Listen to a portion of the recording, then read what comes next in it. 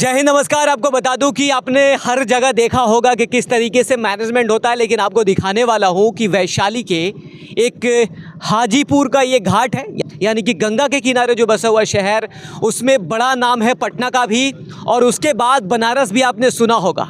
लेकिन दोनों में कंपेयर करके आपको बताने वाला हूँ कि आखिर जो बिहार है उसको किस तरीके से टूरिस्ट के रूप में बढ़ाया जा रहा है, किस तरीके से यहाँ पर्यटन आते हैं, किस तरीके से इसका व्यवस्था है, किस तरीके से मैनेजमेंट है, उस पे एक नज़र ज़रा देखिए। सबसे पहले आपको बताना चाहूँगा कि यहाँ ज़रा आसपास की वीडियो दिखाने की कोशिश करिएगा।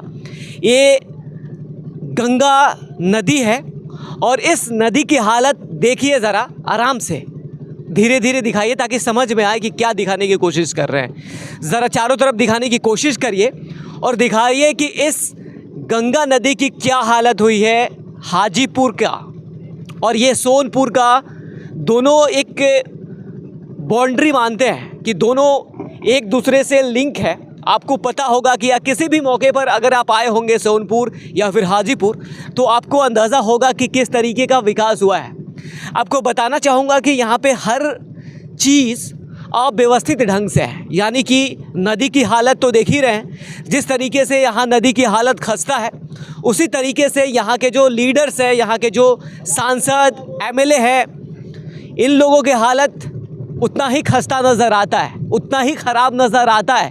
क्योंकि इससे आप अंदाज़ा लगा सकते हैं कि आखिर किस तरीके से इन्होंने मैनेजमेंट किया है, किस तरीके से बिहार के जो टूरिज़्म है उसको किस तरीके से बढ़ावा देते हैं। अब ज़रा अंदाज़ा लगाइए कि बिहार हालांकि जो ऐतिहासिक चीज़ है बहुत सारी, इसमें एक ग्रंथ लिखा जा सकता है। इस तरीके से वैशाली का भी इतिहास है।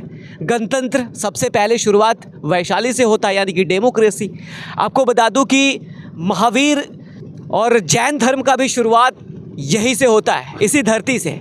लेकिन इन सभी के बाद किस तरीके से यहाँ पे और इतना पीछे ये वैशाली और बिहार, ये बड़ा सवाल रहेगा।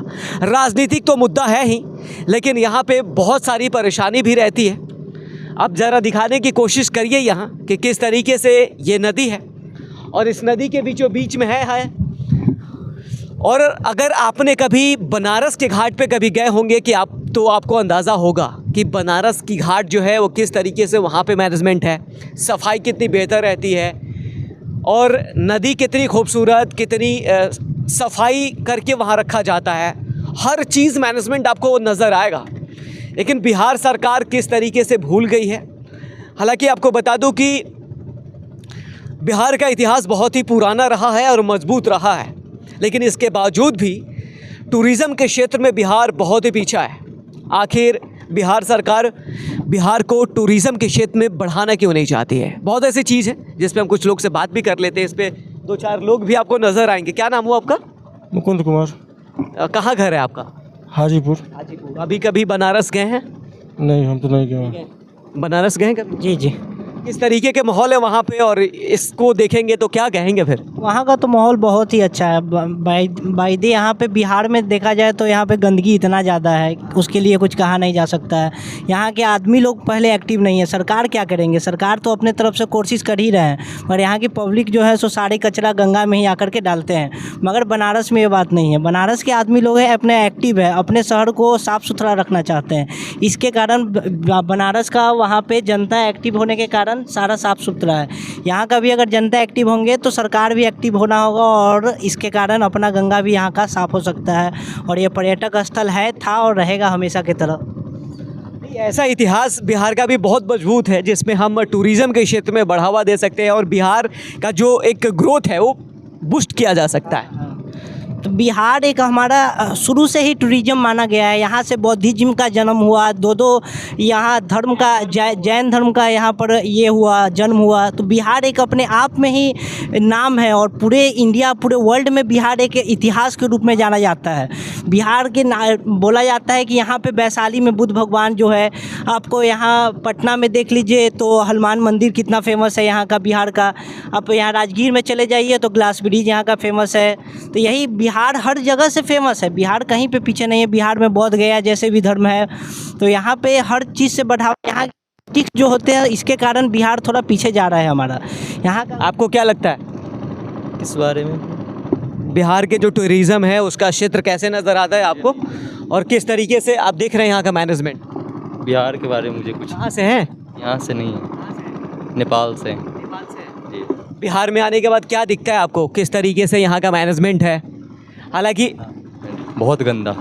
आपको बता दूं कि जब ये चीज़ें, हम अभी नाव में हैं और हमारे पास लाइफ जैकेट भी नहीं है, ये चीज़ें आपको बनारस में या फिर कोई और शहर में नहीं मिलेगा। वहाँ प्रॉपर लाइफ जैकेट दिया जाता है सबको, क्योंकि अभी ये नाव अगर डूब जाए तो हम क्या करेंगे, और चाचा भी हमें लाइफ जैकेट नहीं दिए, ये बड़ा सवाल है।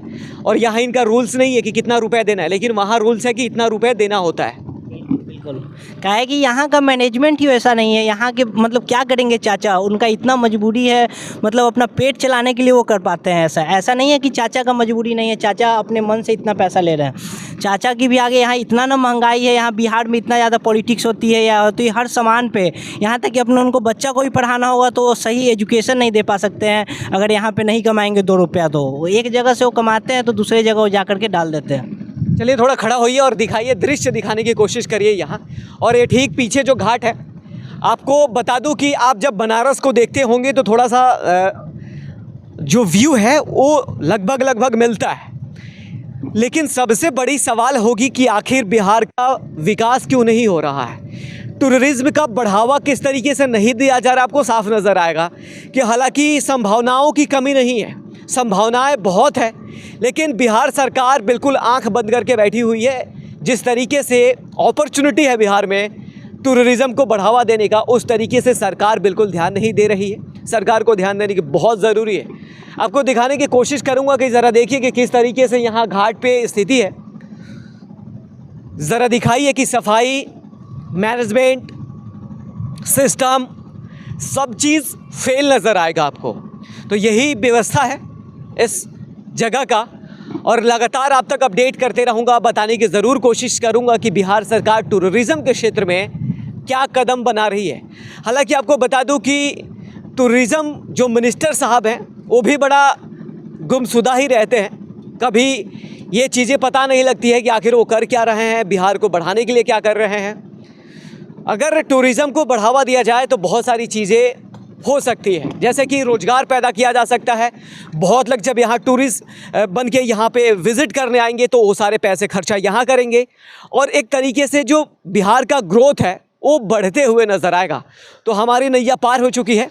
अब सवाल ये होगा कि फिर बिहार के टूरिज़्म का नैया पार कब होगा। और ज़रा दिखाइए यहाँ गंदगी किस तरीके से है। ये चीज़ें बनारस में बिल्कुल नहीं दिखेगा, मैं दावे के साथ कह सकता हूँ, क्योंकि वहाँ मेरा हमेशा आना जाना रहता है। और यहाँ गंदगी ज़रा दिखाइए, ये सारी चीज़ें कितनी यहाँ फैली हुई है, किस तरीके से सिचुएशन है, वो ज़रा आप तक दिखाने की कोशिश कर रहा हूँ। ज़रा दिखाने की कोशिश करिए, ठीक से दिखाइए। ये सारी सिचुएशन है यहाँ का। तो हमारी तो नैया पार हो गई है, उस पार से हम इस पार आ गए हैं, यानी कि हाजीपुर घाट से अब हम सोनपुर घाट की तरफ पहुँच चुके हैं। लेकिन बड़ा सवाल अब होगा कि बिहार सरकार के जो टूरिज़्म है उसका नैया पार कब होगा और कैसे होगा। कहीं उनकी नाव बीच धार में तो टूट नहीं जाएगा, डूब तो नहीं जाएगा, ये बड़ा सवाल रहेगा। तो अब देखते हैं कि बिहार सरकार अपनी नैया जो है टूरिज़्म का वो कब पार लगा पाएगी। ऐसे ही तमाम खबरों के लिए बने रहे हमारे साथ। कैमरा पर्सन सर्वेश के साथ मैं नितिन, आपकी आवाज़, वैशाली।